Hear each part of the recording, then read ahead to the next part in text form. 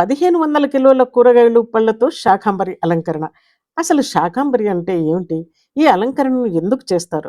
భద్రకాళి అమ్మవారు ఎక్కడనుకుంటున్నారా?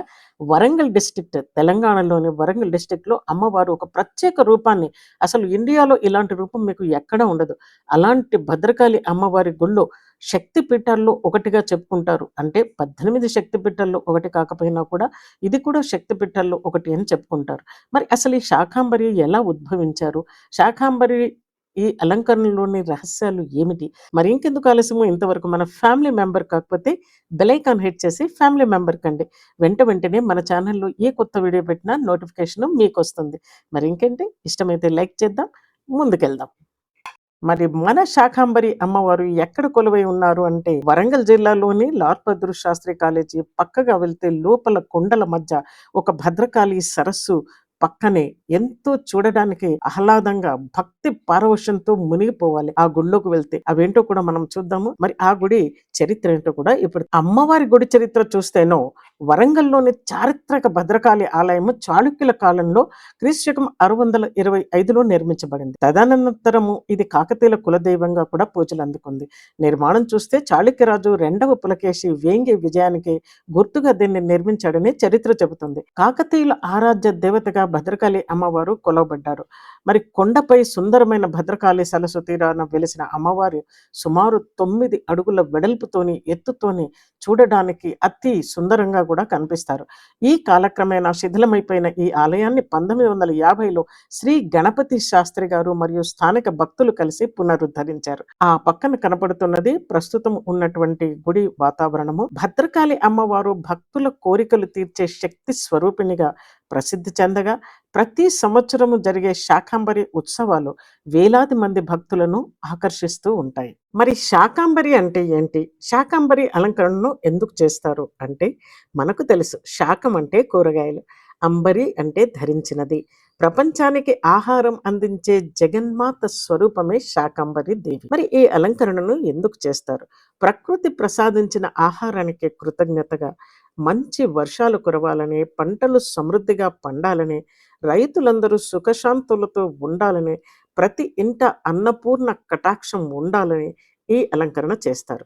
మరొక ఆసక్తికరమైన విషయం ఏంటంటే, కొన్ని దేవాలయాల్లో శాకంబరి అలంకరణను శ్రావణ మాసంలో చేస్తారు. మరికొన్ని ఆలయాల్లో గురు పౌర్ణమి, ఆషాఢం లేదా స్థానిక ఆలయ సంప్రదాయ ప్రకారం ప్రత్యేక రోజుల్లో నిర్వహిస్తారు. మన వరంగల్ భద్రకాళి ఆలయంలో గురు పౌర్ణిమ సందర్భంగా చేసిన ఈ అలంకరణ కూడా ఆ ఆలయ ప్రత్యేక సంప్రదాయంలో భాగంగా చెప్పవచ్చు. ఈ శాకాంబరి అనేది ఎలా ఉద్భవించింది అనేది ఇప్పుడు చూద్దాం. అసలు ఈ శాకాంబరి దేవి అవతార రహస్యం ఏమిటి అంటే, ఒకప్పుడు దుర్గమాసురుడు అనే ఒక రాక్షసుడు వేదాలను అపహరించడంతో యజ్ఞాలు ఆగిపోయాయి. ఫలితంగా తెలుసు మనకి, అరిష్టం వస్తుంది, వర్షాలు కురవలేదు, భూమి కరువుతో ఎండిపోయింది, పంటలన్నీ నాశనం అయిపోయాయి, ప్రజలు పశువులు ఆకలితో బాధపడ్డారు.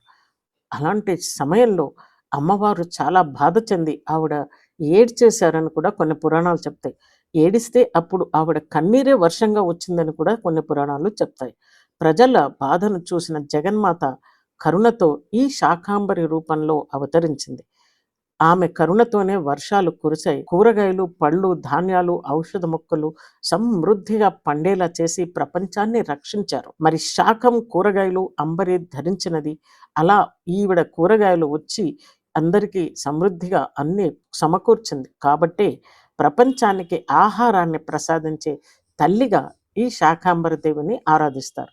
అప్పటి నుంచే మనకు ఇలాంటి ఒక ఈ శాకాంబరి దేవిది వాడుకలోనికి రావడం జరిగింది. మీ అందరికీ ప్రత్యేకంగా ఎంతో ఆలోచించి ఒక ఆ చిత్రపటాన్ని మీ గురించి తయారు చేశాం. ఇదేంటంటే శాకాంబరి దేవి అవతారం అసలు ఎలా వచ్చిందని మీరు చూస్తే, ఇది చూస్తే చక్కగా మీకు అర్థమవుతుంది. ఒకప్పుడు ఈ రాక్షసుడు దేవతల దగ్గర నుంచి వేదాలను అపహరించిన విషయము, అలాగే అపహరిస్తే అప్పుడు కరువు ఎలా వచ్చింది, వర్షాలు లేకను, పరువులు పంటలు పండకుండాను, అప్పుడు ఎలా ఎండిపోయి ప్రజలందరూ ఎంత దుఃఖిస్తున్న టైంలో అమ్మవారు ఈ వర్షాలు తెప్పించి పంటలను పండించి అతన్ని సంహరించేసి మళ్ళీ ఆ వేదాలను దేవుళ్ళకి ఇచ్చేయడం వలన మనకు మళ్ళీ మామూలుగా అయిపోయి ఆవిడ ఈ భూమికి శాకంబరిగా అవతరించి అందరికీ కూడా పంట పొలాలను పండింపచేసి ఫుడ్ అంటే ఆహారాన్ని అందించారు.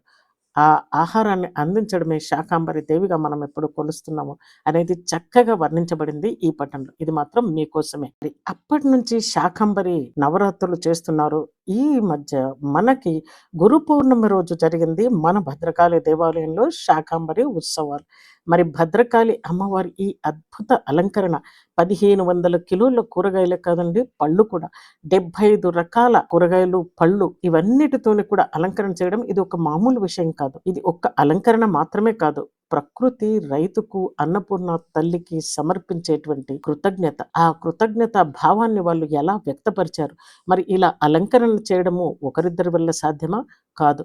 దీని వెనక ఎంతో మంది, వందల మంది కృషి ఉంటుందంటే ఏమాత్రం అతిశయోక్తి కాదు. మరి ఇలా ఎలా జరిగింది అనేది ఇప్పుడు చూద్దాం. సేవే మహాభాగ్యము అనుకున్న భక్తులందరూ కూడా ఈ శాకాంబరి దేవిని అలంకరించడానికి ఎంతో కష్టపడ్డారు. మనం ఇప్పుడు చూస్తున్న ఈ దివ్య అలంకరణ వెనుక ఎన్నో గంటల శ్రమ దాగి ఉంది. దాదాపు 150 మంది సేవకులు, ఇంకా ఎక్కువ మందే ఉండొచ్చు, రాత్రంతా నిద్ర మానుకొని ప్రతి కూరగాయను, పళ్ళను శుభ్రపరిచి ప్రతి మాలను ప్రేమతో అల్లారు, భక్తితో సమర్పించడానికి. అందుకే ఈ అలంకరణ కేవలం కళాఖండం కాదు, ఇది భక్తి, సేవ, సమర్పణకు ప్రతీక. వారి సేవా భావానికి హృదయపూర్వక నమస్కారం. భక్తి, శ్రమ, సమర్పణ.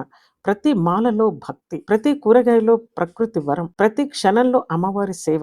ఇదే నిజమైన దైవారాధన. మరి ఎంతో భక్తితో చేసిన ఈ భద్రకాళి అమ్మవారి అలంకరణ చూస్తే మనకు మనసు ఎంత ఆనందంగా, భక్తితో పరవశిస్తుంది కదా. మరి ఈ అలంకరణ మనకు చెప్పే సందేశం ఏమిటి? ప్రకృతిని ప్రేమిద్దాం, రైతును గౌరవిద్దాం, ఆహారాన్ని వృధా చేయకుండా ఉందాం, ప్రతి అన్నం మెతుకును అమ్మవారి ప్రసాదంగా భావిద్దాం. ప్రపంచానికి ఆహారం ప్రసాదించే జగన్మాత శాకాంబరి దేవి ఆశీస్సులతో మంచి వర్షాలు కురవాలి. మనకు తెలుసు తెలంగాణలో ఇప్పుడు చాలా కష్టంగా ఉంది. వర్షాలు ఈ సంవత్సరం తక్కువగా ఉన్నాయని అంటున్నారు. మరి వర్షాలు కురవాలి అమ్మవారి శాకాంబరి ఈ అలంకరణతోని. మరి మళ్ళీ మన భక్తులందరినీ ఆవిడ ఆశీర్వదించాలి, పంటలు సమృద్ధిగా పండాలి, ప్రతి ఇంట కూడా సుఖ శాంతులు, ఐశ్వర్యం వెళ్లి విరియాలి. మీరు కూడాను అమ్మవారిని మనస్ఫూర్తిగా భక్తితో నమస్కరించుకునే పూజలను చేయండి. తప్పకుండా మళ్ళీ వచ్చే దసరా వరకు డెఫినెట్ గా వర్షాలు కురుస్తాయి. అమ్మవారి దయ మనందరి మీద చల్లగా ఉంటుంది. జై శాకాంబరి దేవి, జై వరంగలి భద్రకాళి. మీకు ఎలా అనిపించిందో అమ్మవారిని చూస్తే కూడా తప్పకుండా కామెంట్ చేయండి.